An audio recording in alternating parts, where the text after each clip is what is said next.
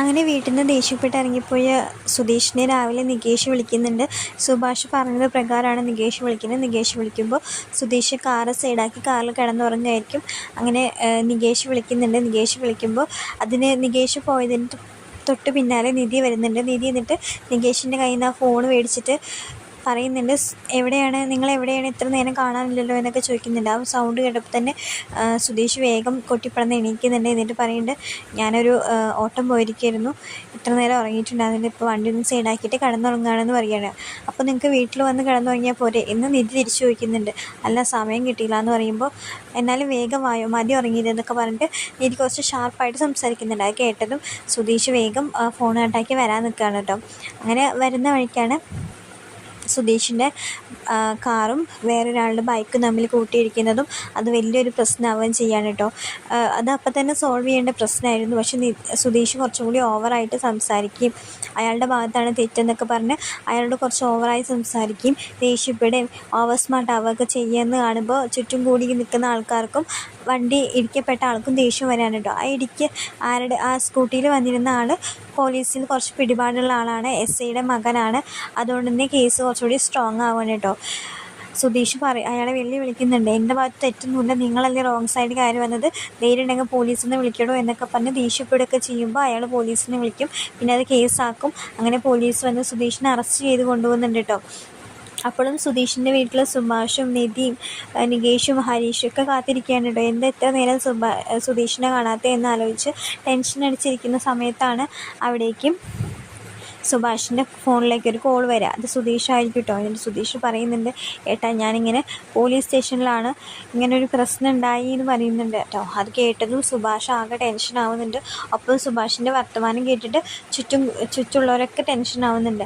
അങ്ങനെ ഇവർ പെട്ടെന്ന് പോലീസ് സ്റ്റേഷനിലേക്ക് പോകാൻ തയ്യാറെടുക്കുന്നുണ്ട്.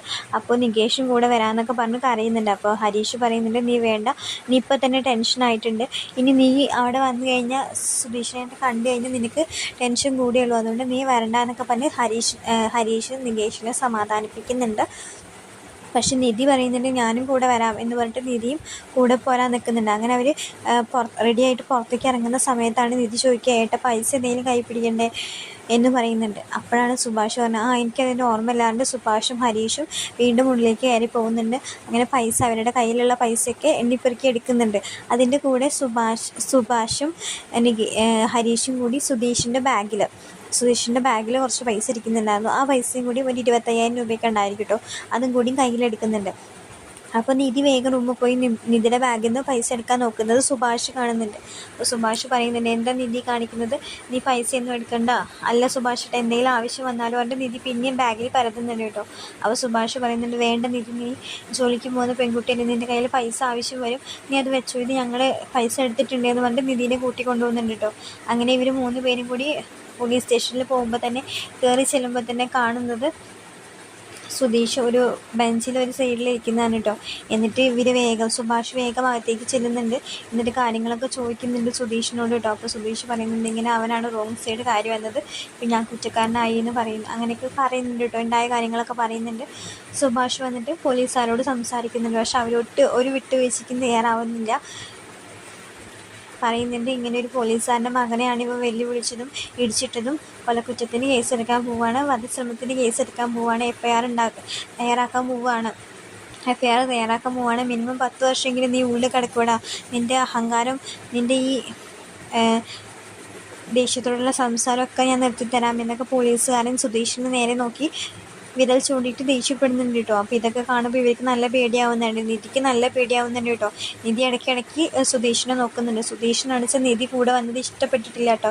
കാരണം പോലീസുകാർ തന്നോട് ഇങ്ങനെ ബിഹേവ് ചെയ്യും, തന്നോട് ദേഷ്യപ്പെടുകയൊക്കെ ചെയ്യുന്നത് നിധി കാണുന്നുണ്ടല്ലോ എന്നൊരു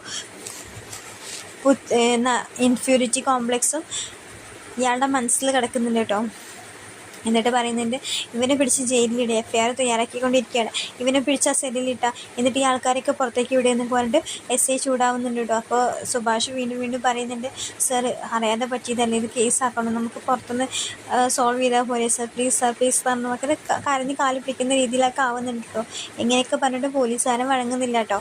എന്നിട്ട് പറയുന്നുണ്ട്, ഇവരെയൊക്കെ പുറത്താക്ക്, ഈ വണ്ടിയുടെ ഓണറിനെ വിളിച്ച് കാര്യം പറയും, വണ്ടി ഇവിടെ പിടിച്ചിട്ടിരിക്കുകയാണ് എന്നുള്ള കാര്യങ്ങളൊക്കെ പറയുക എന്നൊക്കെ പറഞ്ഞിട്ട് സുധീഷിൻ്റെ കയ്യിൽ നിന്ന് നമ്പറൊക്കെ മേടിക്കുന്നുണ്ട് കേട്ടോ. അങ്ങനെ ട്രാവൽസിൻ്റെ ഓണർ വിളിച്ച് പറയുന്നുണ്ട്. അങ്ങനെ ട്രാവൽസിൻ്റെ ഓണർ വരുന്നുണ്ട്. ഓണർ വരുമ്പോൾ ഇവർ 3 പേരും പുറത്ത് നിൽക്കുകയായിരിക്കും കേട്ടോ.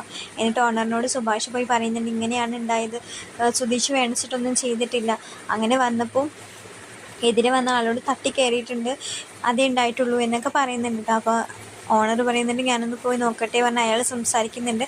അയാളും പരമാവധി പറഞ്ഞു നോക്കുന്നുണ്ട്. അപ്പോഴും എസ്ഐയും പോലീസുകാരനും ഈ വണ്ടി ഇടിക്കപ്പെട്ട പരാതിക്കാരനും ഒന്നും ഒരു കോംപ്രമൈസിനും തയ്യാറാവുന്നില്ല കേട്ടോ. അയാൾ പറയുന്നുണ്ട് വണ്ടി ഓടിച്ചിട്ട് വേണം ഇയാൾക്ക് കുടുംബം നോക്കാൻ, അത് പാവപ്പെട്ട ആൾക്കാരാണ്, ഇങ്ങനെ കേസാക്കരുത് സാർ, ഒന്നൊരു വിട്ടുവീഴ്ചയ്ക്ക് തയ്യാറാകും എന്നൊക്കെ 2 പേരോടും പറയുന്നുണ്ട്. പക്ഷെ 2 പേരും കേൾക്കുന്നില്ല കേട്ടോ. എന്നിട്ട് അയാൾ വീണ്ടും പുറത്തേക്ക് വന്നിട്ട് പറയുന്നുണ്ട് ഒരു രക്ഷയില്ല, എന്താ ചെയ്യാന്നറിയില്ല, പോലീസുകാരന് അത്രയും വേണ്ടപ്പെട്ട ആളാണ് പരാതിക്കാരൻ, അതുകൊണ്ടാണ് കേസ് ഇങ്ങനെ തലകീഴായി മറിഞ്ഞിരിക്കുന്നത്, എന്തായാലും സുധീഷ് അകത്ത് പോകേണ്ടി വരുന്നൊക്കെ പറയുന്നുണ്ട് കേട്ടോ. അപ്പോൾ നിധിക്ക് ആകെ വിഷമാവുന്നുണ്ട്, നിധിക്ക് പേടിയാവുന്നൊക്കെ ഉണ്ട് കേട്ടോ. അങ്ങനെ ആ ട്രാവൽസിൻ്റെ ഓണർ പറഞ്ഞു ഞാൻ ഒരു വട്ടം കൂടി പോയി സംസാരിച്ച് നോക്കട്ടെ, പൈസ എന്തെങ്കിലും കൊടുത്ത് ഒത്തുതീർപ്പാക്കാൻ പറ്റുമോ എന്ന് നോക്കട്ടെ എന്നൊക്കെ പറയുന്നുണ്ട്. എന്നിട്ട് അയാൾ വീണ്ടും കയറി ചെല്ലുന്നുണ്ട്. എന്നിട്ട് ഇവർ വീണ്ടും സംസാരിക്കുന്നുണ്ട്, സാർ എങ്ങനെയെങ്കിലും പൈസ എന്തെങ്കിലും തന്ന് ഒത്തുതീർപ്പാക്കാം എന്നൊക്കെ പറഞ്ഞ് ഒന്നുകൂടി നന്നായിട്ട് സംസാരിച്ച് നോക്കുന്നുണ്ട് കേട്ടോ. അപ്പോൾ അവർ പറയുന്നുണ്ട് ശരി, പൈസ തന്ന് ഒത്തുതീർപ്പാക്കാം, ഒരു 50,000 രൂപ തന്നിട്ട് ഒത്തുതീർപ്പാക്കാം എന്ന് പറയുന്നുണ്ട്. 50,000 രൂപ അത് ഒരുപാട് അധികമല്ല, ഇവർ ഞാൻ പറഞ്ഞില്ല ഇവർ പാവപ്പെട്ട കുടുംബക്കാരാണ്, അവർക്ക് അത്രയൊന്നും തരാനുണ്ടാവില്ല എന്നൊക്കെ പറഞ്ഞ് വീണ്ടും ഇയാൾ സംസാരിക്കാൻ തുടങ്ങി. പോലീസുകാരന് ദേഷ്യം വരുന്നുണ്ട് കേട്ടോ. പോലീസുകാരൻ പറയുന്നുണ്ട് ഇത് തരാൻ നിങ്ങളുടെ അടുത്ത് ഉണ്ടെങ്കിൽ അത് മതി, ഇല്ലെങ്കിൽ കേസാക്കി കോടതിയിൽ വെച്ച് കാണാം, ഇറങ്ങിപ്പോകും എല്ലാവരും എന്ന് ദേഷ്യപ്പെടുന്നുണ്ട്. അപ്പോൾ സുഭാഷ് പറഞ്ഞു പൈസ ഞാൻ നിങ്ങൾ എങ്ങനെയെങ്കിലും കൊണ്ടുവരാം, ഇപ്പം അവനെ പുറത്തിറക്കുക പറയുമ്പോൾ പൈസ നിങ്ങൾ ആദ്യം കൊണ്ടുപോയി എന്നിട്ട് അവനെ പുറത്തിറക്കാം, അവൻ കുറച്ച് അഹങ്കാരം കൂടുതലാവും, കുറച്ച് നേരം കൂടി അവിടെ കിടക്കട്ടെ എന്ന് പറയുന്നുണ്ട് കേട്ടോ. അപ്പോൾ പിന്നെ എന്നിട്ട് വീണ്ടും പുറത്തേക്ക് പോകുന്നുണ്ട്. അപ്പോൾ നിധി പറയുന്നുണ്ട് ഞാൻ പൈസ എടുക്കാമെന്ന് പറഞ്ഞതല്ലേ ഏട്ടാ, ഇപ്പം എന്തായി പറയുമ്പോൾ അതൊന്നും കുഴപ്പമില്ല, ഇതിലുണ്ടല്ലോ നമുക്ക് നോക്കാമെന്ന് പറഞ്ഞിട്ട് അവർ പൈസയൊക്കെ ഇടുമ്പോൾ ഒരു 39,000 രൂപ ഉണ്ടായിരിക്കും കേട്ടോ, ബാക്കി കൂട്ടാനായിരിക്കും. അപ്പോൾ എന്ത് ചെയ്യുന്ന അറിയാതെ നിൽക്കുമ്പോഴാണ് അവിടേക്ക് വീണ്ടും ആ ഓണർ വരിക. എന്നിട്ട് ഓണർ പറയുന്നുണ്ട് എന്തായി പൈസ ആയി പറയുമ്പോൾ ഒരു 39,000 രൂപയായിട്ടുള്ളൂ, ഇനി 11,000 വേണമെന്ന് പറയുമ്പോൾ ഓണർ പറയുന്നുണ്ട് എന്തെങ്കിലും ആയിക്കോട്ടെ, അറിയുന്ന ആൾക്കാരല്ലേ, ഞാൻ എടുക്കാൻ, ബാക്കി വേണ്ട അയാൾ ആ പൈസയും കൊണ്ട് പോലീസുകാരനെ ഏൽപ്പിക്കുന്നുണ്ട്.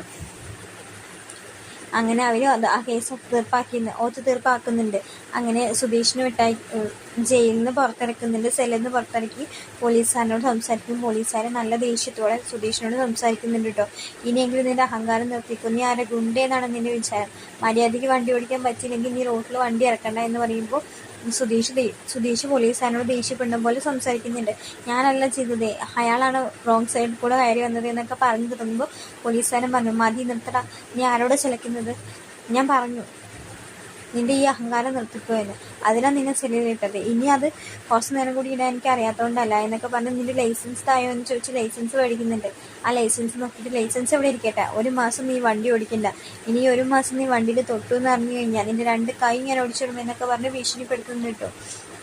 അപ്പോൾ സുധീഷ് പറയുന്നുണ്ട് സാർ എൻ്റെ ലൈസൻസ് ഞാൻ എന്ത് ചെയ്തിട്ടാണ് എന്നൊക്കെ പറഞ്ഞ് ദേഷ്യപ്പെടാൻ നിന്നപ്പോൾ എല്ലാവരുടെയും മുന്നിൽ വെച്ച് സുധീഷിൻ്റെ കാരണത്തേക്ക് ഒരടി വെച്ച് കൊടുക്കുന്നുണ്ട് കേട്ടോ പോലീസുകാരൻ. അതെല്ലാവരും ഞെട്ടിക്കുന്ന സമയത്തായിരുന്നു കേട്ടോ, അതാരും പ്രതീക്ഷിച്ചിട്ടില്ല. ആ സമയത്ത് സുധീഷിന് അങ്ങനെ പോലീസ് കൈ വെക്കുന്ന ആരും പ്രതീക്ഷിച്ചിട്ടുണ്ടായിരുന്നില്ല കേട്ടോ. അത് നിധിക്കും സുഭാഷിനും ഹരീഷിനൊക്കെ ആകെ വിഷമമാവുന്നുണ്ട് കേട്ടോ.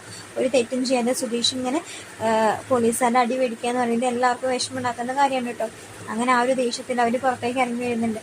അവൻ്റെ ലൈസൻസ് അവിടെ വാങ്ങി വയ്ക്കുന്നുണ്ട് കേട്ടോ. ഇതൊക്കെ നിധി കണ്ടല്ലോ എന്നുള്ളൊരു കുറ്റബോധമാണ് സുധീഷിനെ അധികം വേട്ടയാടുന്നത് കേട്ടോ. അങ്ങനെ പുറത്തിറങ്ങിയ സുധീഷും ഒത്തിരി ടെൻഷനിലായിരിക്കും കേട്ടോ, ആകെ ദേഷ്യമായിരിക്കും, ഇൻസൾട്ടാകപ്പെട്ടു, എല്ലാവരുടെ മുന്നിൽ നാണം കെട്ടു എന്നുള്ളൊരു വിചാരമായിരിക്കും മനസ്സിലെപ്പോഴും ഉണ്ടാവും കേട്ടോ.